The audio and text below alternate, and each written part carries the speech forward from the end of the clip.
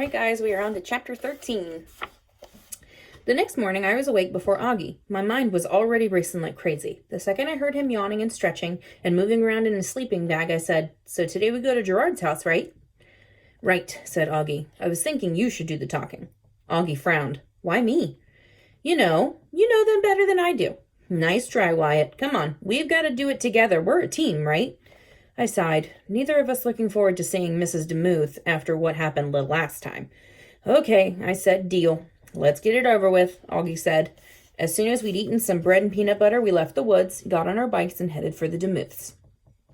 Gerard and his mother were out in the yard when we pulled up. She was weeding, and Gerard was staring down at the concrete path that led from the street to their front door.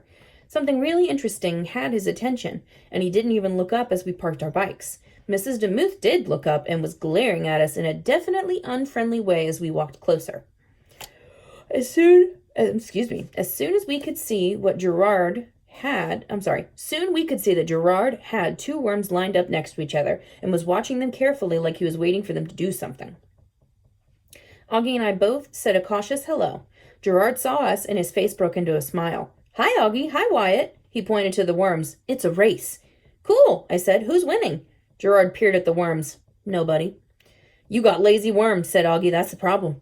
Gerard seemed to find this hilarious. "Lazy worms," he repeated, laughing like crazy. "I got lazy worms. That's the problem. Mom, that's the problem. Lazy worms." Mrs. DeMuth smiled at him. It was just as if she couldn't be mad when Gerard was happy. I felt the same way. I didn't know if it was the idea of the lazy worms or Gerard's laughing or both, but Augie and I were cracking up too.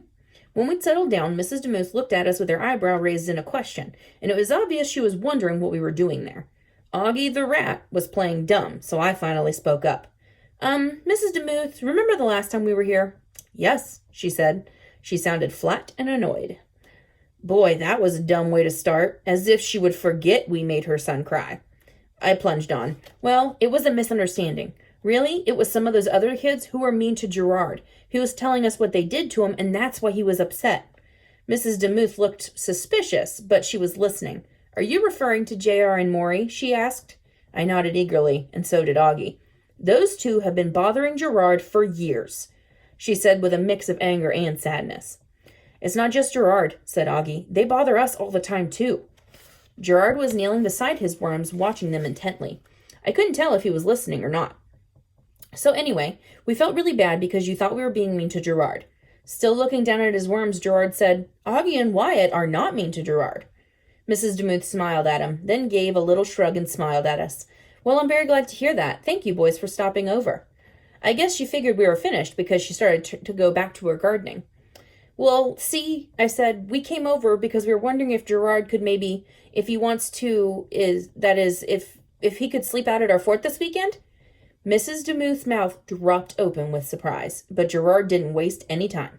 Yes, Gerard does want to sleep at the fort," he said, nodding his head up and down really fast. "This weekend, yes!" Mrs. DeMuth looked back and forth between her son and Augie and me. She seemed torn, like she wanted to believe what she was hearing, but wasn't quite sure. "Do you mean this? Is this some kind of mean joke?" "No, ma'am," said Augie. "Honest." "No joke," I added. "Gerard wants to, Mom. No joke." "Oh, lovely," she murmured. To Augie and me, she said, "It would mean so much to him." She lowered her voice and continued, "You'll take care of him?" Her voice trailed off, and then she finished. "You understand what I'm saying, don't you?" I did understand, and I guess Augie did too, because we both nodded our heads off, almost as fast as Gerard had been doing. After that, Mrs. DeMuth had a lot more questions, but finally we got it all settled, and she would bring Gerard to Al's at 3 on Friday, with his sleeping bag and his stuff. I promised I'd take my cell phone and we'd call to let her know that everything was okay, or if he wanted to come home for some reason. Since we didn't know exactly when Operation Doom would go down, we just said we'd call when it was time for her to pick him up. "Okay, Gerard," I said when we were ready to leave. "See you Friday." "Okay, see you Friday," Gerard repeated. "See you Friday." He kept calling as we got on our bikes. "See you Friday." And then, "Lazy worms." We rode away to the sound of Gerard's laughter.